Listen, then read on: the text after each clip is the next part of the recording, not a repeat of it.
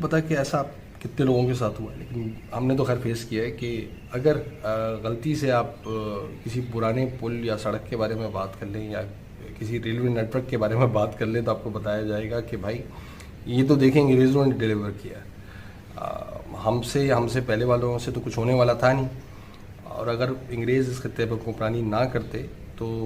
ہم ایسی بھوکے ننگے رہتے جیسے کہ ہمارے پہلے بڑے تھے۔ اب مجھے نہیں پتا کہ ایسے لوگوں نے غلط تاریخ پڑھ رکھی ہے یا پھر وہ یہ جان بوجھ کے کر رہے ہیں یا پھر سمجھیے کہ ان سے تھوڑی بہت غلطی ہوئی ہے۔ انگریزوں کے قبضے سے پہلے یہ خطہ دنیا کی جی ڈی پی گروتھ کا 20% تھا۔ اس سے اب ہم اندازہ بھی لگا سکتے ہیں کہ عام ہندوستانی مسلمان سکھ عیسائی کسی بھی مذہب سے تعلق رکھنے والا شخص آج کے ہندوستانی اور پاکستانی کے مقابلے کتنا خوشحال تھا۔ اور اگر ہم بات کریں کہ ریلوے نیٹ ورکس کی، اس کے حوالے سے بھی جیسے کہ میں نے پہلے کہا کہ آج بھی لوگوں کو سننے کو ملتا ہے، خوش قسمتی سے ہندوستانیوں تھوڑی بہت ریسرچ کر لی ہے، پاکستانی آج بھی اس غلط فہمی کا شکار ہیں کہ یہ گفٹ تھا۔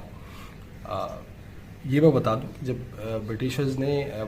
پھیلانا شروع کیا ریلوے نیٹ ورک ہندوستان میں تو وہ قبضے کی نیت سے تھا، وہ بغاوت دبانے کی نیت سے تھا، وہ وسائل لوٹنے کی نیت سے تھا، وہ ہندوستان کی عوام کو گفٹ نہیں کیا گیا تھا یہ سب کچھ۔ یہ تو بعد میں اس کو اس طریقے سے ڈھالا گیا کہ اس کا ایک سویلین ڈھانچہ آپ کے سامنے نظر آتا ہے۔ ان تمام تر چیزوں کا یہ دفاعی پرپز سے بنائی گئی چیزیں تھیں، اور بہت سارے ایریاز نو گو ایریاز تھے جہاں پہ خود ہندوستانی بھی نہیں جا سکتے تھے، اس خطے میں بھی اور وہاں بھی ہندوستان کے اندر بھی، آج کے ہندوستان کے اندر بھی۔ تو بہتر یہ ہے کہ ہم تاریخ جو ہے وہ اس کو اس انداز میں پڑھیں جس میں ہمیں کسی کو نشہ دکھانے کے لیے اس تاریخ کا مطالعہ نہ کرنا پڑے، بلکہ ہمیں خود سمجھ میں آئے کہ سچ کیا ہے۔ اپنا بہت خیال رکھیں، اور اگر آپ لوگوں کو میری یہ بات کچھ سمجھ آئی ہو یا اس پہ اور مزید بات کرنا چاہ رہے ہوں تو آپ نیچے لکھ سکتے ہیں۔ جزاک اللہ خیر، فی امان اللہ۔